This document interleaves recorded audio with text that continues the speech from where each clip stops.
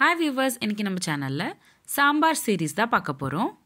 வெள்ளை பூசணிக்காய் சேர்த்துக்கிட்டு ஒரு சூப்பரான சாம்பார் ரெசிபி பார்த்துடலாம் வாங்க.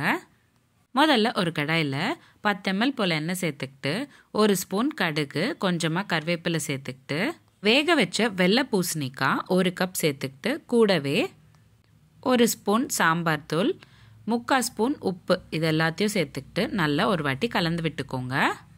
காயில் நல்ல உப்பும் காரமும் சேர்றதுக்காக மூடி போட்டு ஒரு 2 நிமிஷம் போல் நல்லா வேக வச்சுக்கணும்.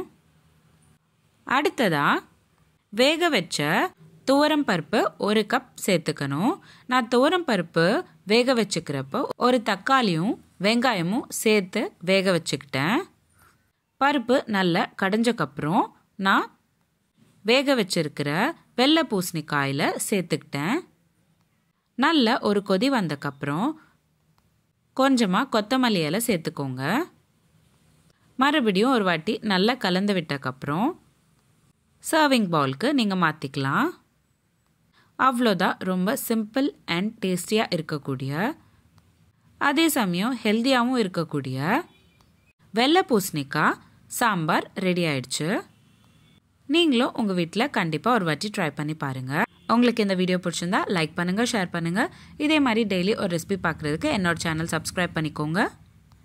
இந்த மாதிரி நிறைய சீரீஸ் நம்மளோட சேனலில் போஸ்ட் பண்ணியிருக்கோம். லிங்க்ஸ் எல்லாமே நான் உங்களுக்கு டிஸ்கிரிப்ஷன் பாக்ஸில் ஷேர் பண்ணுறேன். கண்டிப்பாக செக் பண்ணி பாருங்கள். எந்த ரெசிபி எப்படி இருந்ததுன்னு எனக்கு கமெண்ட் பாக்ஸில் கமெண்ட் பண்ணுங்கள். மீண்டும் சந்திப்போம் ஒரு சுவையான ரெசிபியுடன். தேங்க்யூ.